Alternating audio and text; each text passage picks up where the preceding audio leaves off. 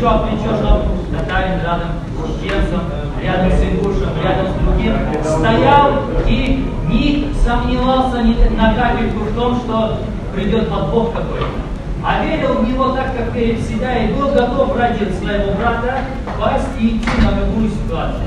Поэтому, братья, еще раз говорю, если мы здесь принимаем решение, мы его приняли, иншаллах, только по тем нормативам, которые нам установлены шариатом.